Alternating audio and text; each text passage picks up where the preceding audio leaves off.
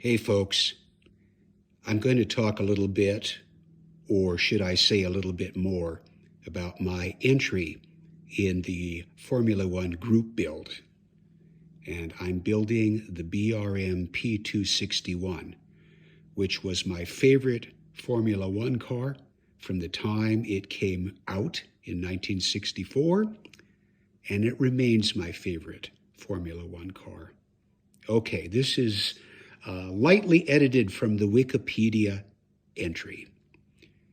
The BRM P261 was a Formula One motor racing car designed and built by the British Racing Motors team, BRM, in Bourne, Lincolnshire, England. The prototype was introduced before the 1964 Formula One season.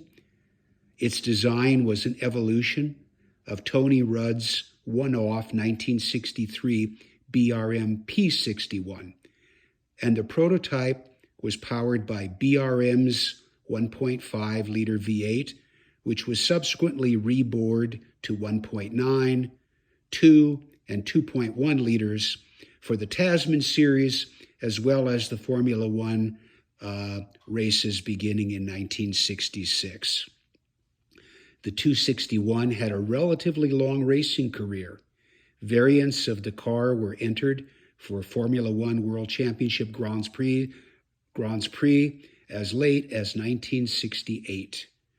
From 1964 through 1968, P261s were raced by the Works team, Owen Racing, that was actually 64 through 67, as well as the Reg Parnell Racing, 66 and 67, Bernard White Racing, 66, 67, and 68, and Team Chamico, 1966.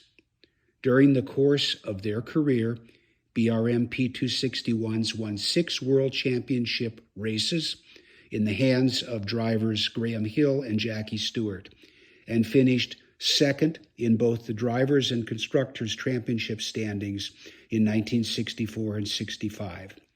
Stewart, Hill, and Richard Atwood also used Works P261s to compete in the Tasman Series in 1966, 67, and 68. These BRMs dominated in 1966, with Stewart winning 4, Hill winning 2, and Atwood 1 of the Series 8 races that year. Stewart, of course, won the title. In terms of races won and total Formula One championship points scored, the P261 was the most successful car in BRM's history. And I just love this car, and now I'll take you over to what I'm doing on the workbench.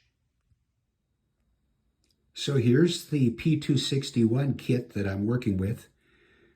Crafted, sculpted, produced by Dave Jones out of Blackpool, England. A lovely shell representing the P261 in the high exhaust version as it raced in the latter part of 64 and beyond, all the way through 1968, although various shapings of the cowling, etc., would change almost race to race. But this one is going to be one of Graham Hill's mounts. Specifically, I'm building it to look like the car he drove in the 1965 British Grand Prix, where he finished second to, yeah, you probably guessed it, or you know already, Jim Clark.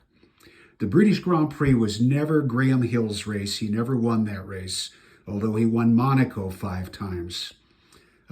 Jim Clark was quite successful at the British Grand Prix during his time as a driver, but he in turn never won at Monaco. These are what kits look like when they come from Dave Jones in the days when he was producing them actively, in little bags with a little light blue slip on the top. And I've got quite a collection of these that I've finished, and also shells that will be done someday. I found all of these, of course, when I did the cleanup of all my slot car stuff. Now, I'm going to be doing a static model, but I've got something to base this on. Yes, this was a Dave Jones shell that I converted to high exhaust 5 or 6 years ago, and then I scratch built the chassis and used various components to create a slot car. And I'll be using some of this to guide the interior detailing. This is actually a BRM P261 as it appeared in 1967 at the French Grand Prix, driven by Jackie Stewart. I've got to scratch build the side petrol tanks, the instrument panel, the instrumentation behind that panel, the port or the filler for the petrol tanks. I'll probably actually put in the gas pedals, clutch, and brake pedal because this being a static model, I'll be able to put in a full body driver, won't have to chop him off at the knees, and go from there.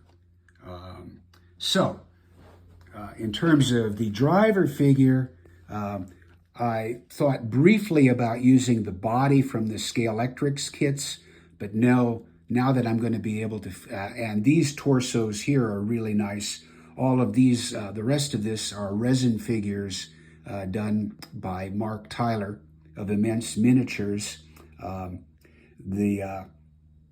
This one here, right in the middle, was designed specifically to work and fit in slot cars. But I'll be able to use this full body, I think, and assemble that. Had to double check what type of head to use, which helmet to use for Graham Hill, the old helmet or the slightly more modern helmet. And I'll be using the gray resin one. He was driving with a helmet like that by 1965, maybe even 64. That was his early days helmet there. So there's where my driver figure will come from. And I've been assembling bits and pieces. There's the front suspension, kit bashed from a Lotus 25, rear wheels from a Lotus 25.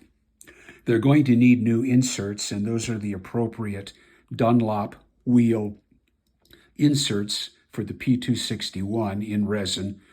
So those will replace the inserts on those all four wheels. I've got A-arms, radius rods, springs, kit bashed to use for the rear suspension. Aluminum ferrules for the injection trumpets. I've got some mirrors there. I might find a different set. And there's a steering wheel. And as I said, I'll be scratch building the petrol tanks, the instrument panel, the instruments, the filler cap, and pipes for the tanks, and whatever else I decide to cram into the interior of this model. So that's the plan. And the first step before is to scrub and wash this shell. It looks immaculately clean, but it's always worthwhile on any resin, fiberglass, anything. Clean the shell first.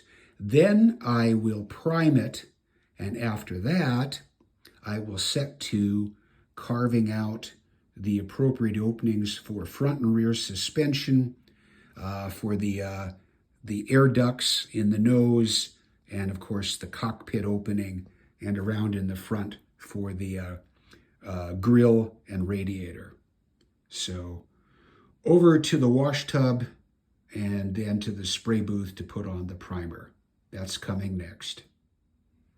Okay, the body shell is now washed, dried, and primed with super fine gray or fine gray primer from Tamiya. And now I will set to work with scalpel and mostly Dremel to start shaping and removing the various places where we need to open up this body shell. I think, of course, the shell is open on the bottom. I will be crafting a complete bottom out of plastic card for that. But first step is to get the cockpit area opened up as well as those other places. And that will probably be in the next installment, at least the video of that. We'll bring this part 1 or part 2 to a close right now. Thanks for watching.